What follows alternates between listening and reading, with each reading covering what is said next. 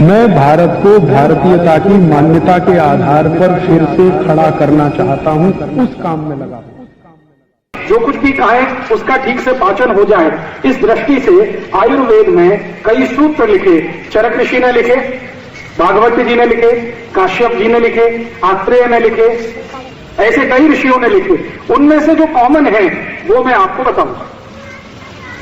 हम पहले एक छोटा सा उदाहरण दें तो हमको समझ में आए आपको ऐसी एक बात मैं आपसे बोलता। आप सभी माताएं यहां बैठी हैं, रसोई घर में, स्वयंपाक घर में आप नियमित रूप से काम करते हैं।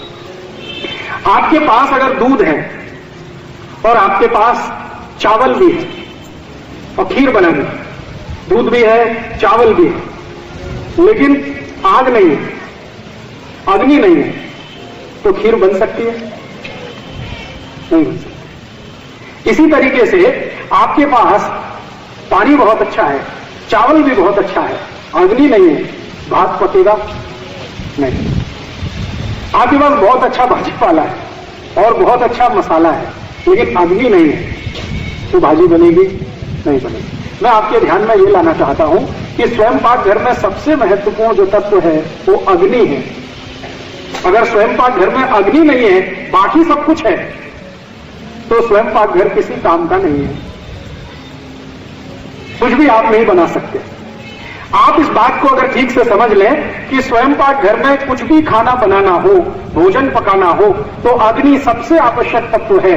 अगर ये बात आपको समझ में आती है तो आपके शरीर के लिए भी बात बहुत आसान से समझ में आएगी कि जो अग्नि स्वयंपाक घर के लिए सबसे महत्वपूर्ण है, वही अग्नि आपके पोट के लिए भी सबसे महत्वपूर्ण है।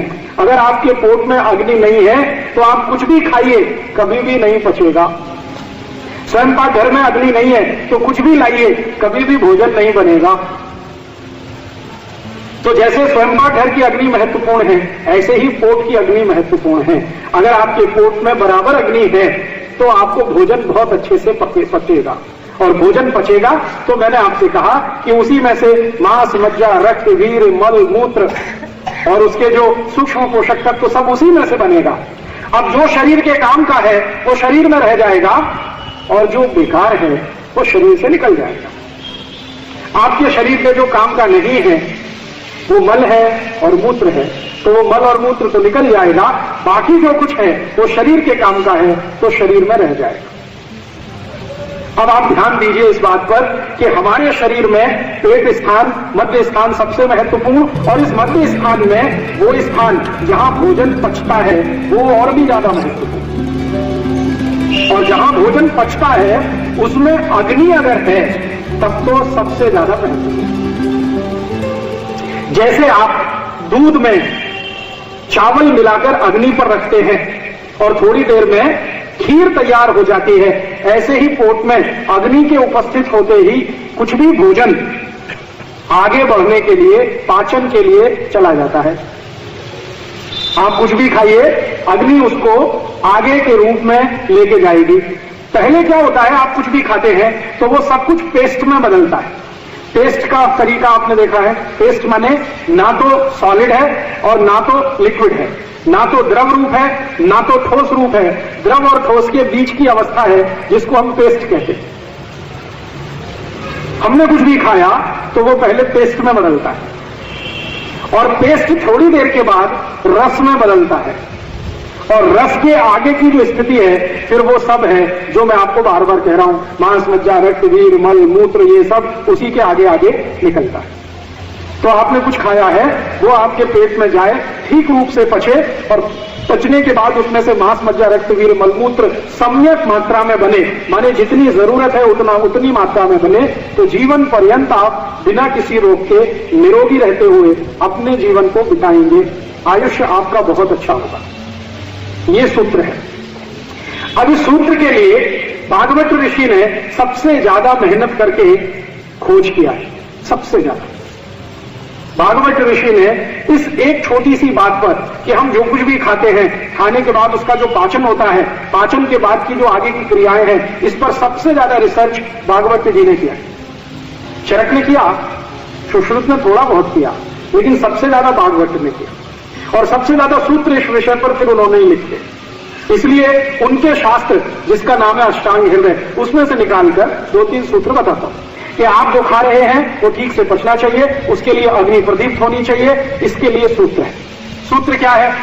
आपकी अगर पेट में अग्नि अच्छे से प्रदीप्त हो रही है, आप जो कुछ भी खा रहे हैं अच्छे से पच रहा है, तो इसमें ध्यान देने की बात यह है कि कौन कौन से ऐसे तत्व हैं जिनसे अग्नि बाधित हो सकती है।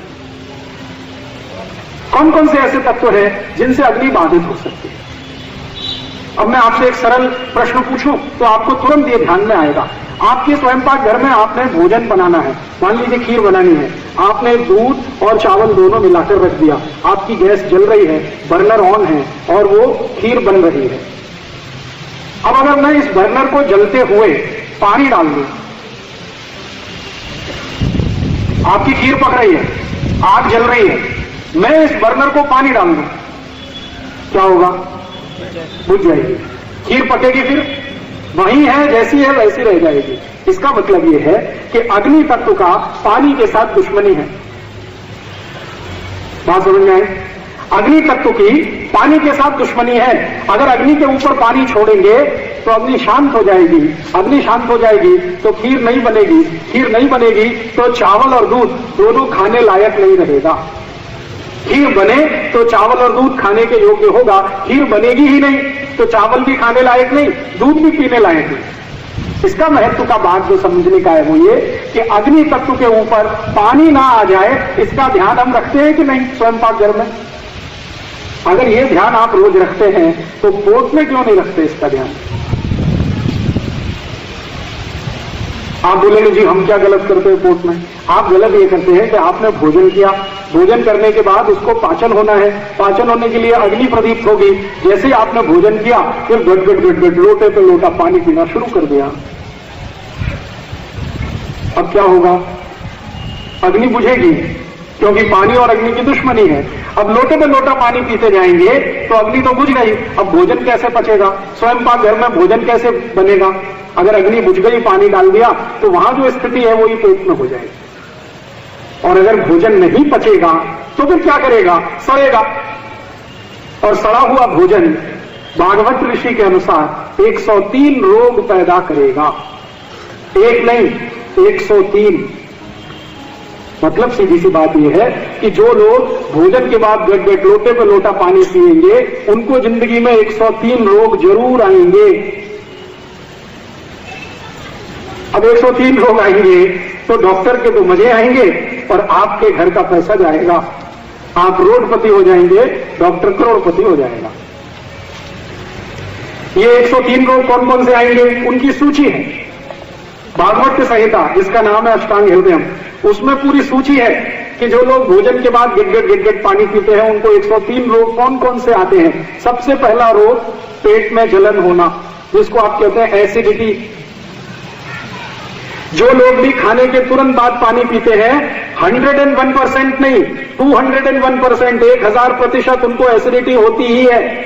आज नहीं तो कल, कल नहीं तो परसों, 2 साल बाद, 5 साल होने ही वाली है। एसिडिटी तो होना ही है, पेट में जलन तो होने ही वाली है। और ये पेट की जलन आगे बढ़ते बढ़ते छाती तक आती है, फिर छाती में जलन, और आगे बढ़े तो गले में जलन, फिर पूरे शरीर में जलन, किसी को यहां पांव में जलन, किसी को यहां गुर्दे में जलन, पूरा शरीर में आग ही आग, आग ही आग। और ये अगर आग फैल गई तो पित्त बिगड़ता है, और पित्त बिगड़े तो शरीर भी बिगड़ता है, और शरीर बिगड़े तो जिंदगी बिगड़ती है। इसलिए ध्यान इस बात को देना है कि स्वयंपाक घर में दूध और चावल को पकाते समय आग का जलना बहुत जरूरी है। ऐसे ही हमारे शरीर में खाना खाने के बाद आग का जलना बहुत जरूरी है ताकि भोजन ठीक से पके। इसके लिए पानी का और आग का मेल नहीं है, तो मतलब सीधा सा ये है कि खाना खाने के बाद पानी मत पियो। नमस्कार दोस्तों, आप सभी भाई और बहनों का दिल की गहराइयों से बहुत बहुत धन्यवाद कि आपने इस वीडियो को अंत तक देखा। दोस्तों, कुछ समय निकालकर यह व्याख्यान अन्य लोगों तक जरूर साझा करें ताकि वो भी इन व्याख्यानों का लाभ उठा सकें एवं भाई श्री राजू दीक्षित जी की इस आवाज़ को लाखों करोड़ों लोगों तक पहुंचा सकें। अंत में दोस्तों एक बार फिर से आपका बहुत बहुत धन्यवाद कि आपने हमारा इतना साथ दिया और भाई राजू दीक्षित जी के इन व्याख्यानों को जन जन तक पहुँचा कर लोगों को जागरूक किया। दोस्तों आगे भी इसी तरह प्यार बनाए रखना। धन्यवाद।